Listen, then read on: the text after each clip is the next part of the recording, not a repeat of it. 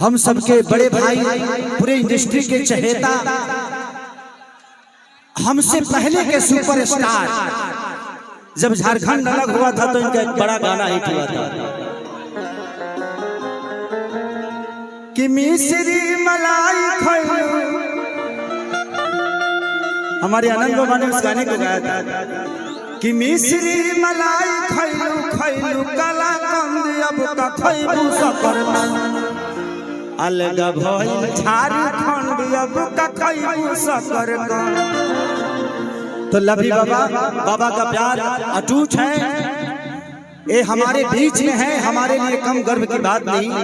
ऐसे महापुरुष बहुत कम पैदा होते हैं और हम सबके बीच में हैं। इससे बड़ा उत्सव हम सबके लिए कुछ नहीं हो सकती। तो बस लवी एक लास्ट भजन गाऊंगा, उसके बाद आप सबका वही चीजें जो आप चाहते हैं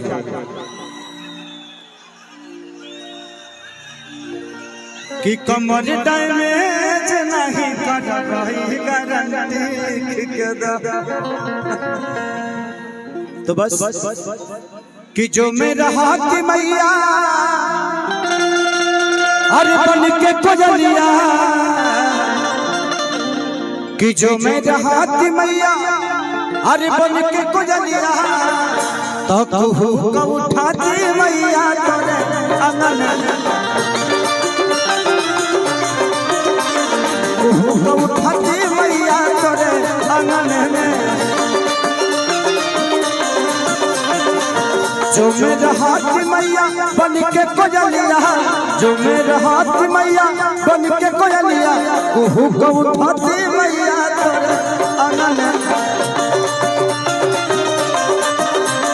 कुहू को उठाती मैया तोरे आंगन में।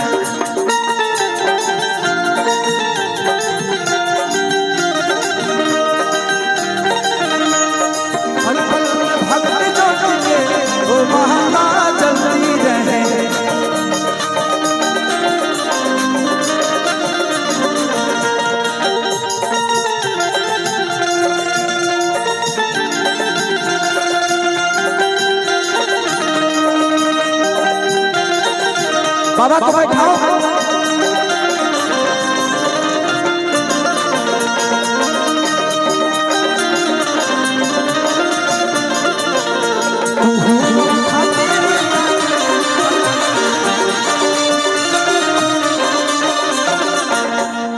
आज इस जनसैलाब को देख के ऐसा लगता है कि जिंदगी में जो संजय भैया, बच्चू भैया, पागल भैया ने मुझे दे दिया वो शायद आजीवन पता नहीं कब मिलेगा।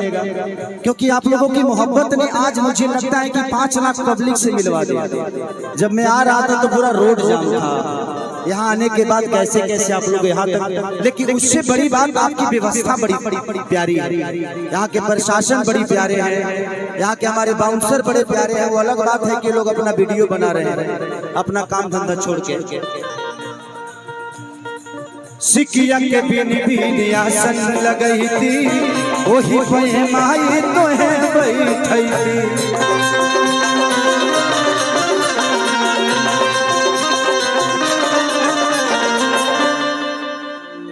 एक सेक्रेटरी तो ही हुआ का। अरे हाँ भौजी हाँ, अब बुझा गेल कि रात रात भर कहाँ बात करे ले, तोहरे से बतियावे ले। सिकिया के बिन आसन लगई थी, वही पे माई तो है बैठई थी।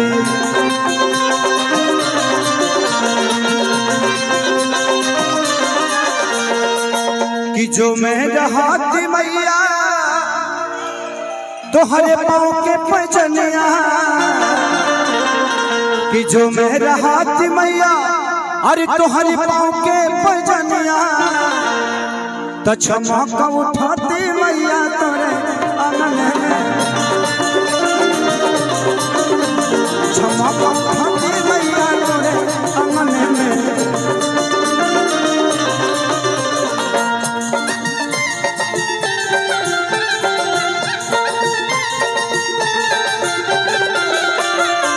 झोलिया भरते हैं खाली वो नहीं जाते,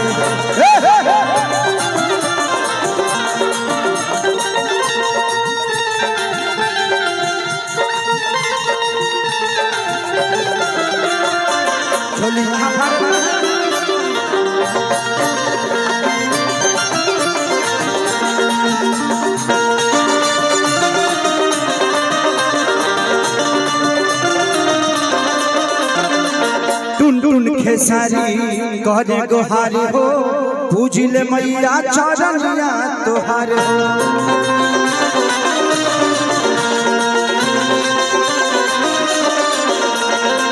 टुन टुन खेसारी करेले गोहार हो पूजिले मैया चरनिया तोहार हो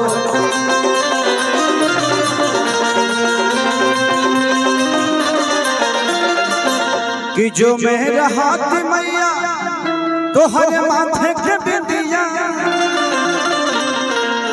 कि जो मेरा हाथ मैया तोहरे माथे के बिंदिया चले के बाद तो चमक उठाती मैया तोरे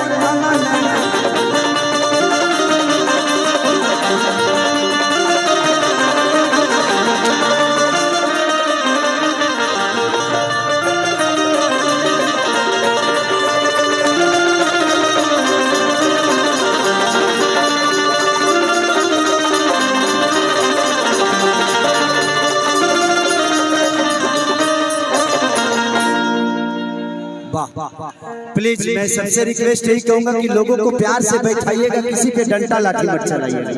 ये मेरी जान है, इनको चोट लगती है तो खेसारी को लगता है, तो प्लीज प्लीज क्योंकि बड़े प्यारे लोग हैं। ये है तो मैं हूँ, ये नहीं है तो खेसरिया का कोई अस्तित्व नहीं है। आप मेरी जान है। अब आई कैसी है प्रिया? बहुत अच्छा। वाह, आज इतनी खूबसूरती आप कहाँ से लाए हैं भैया?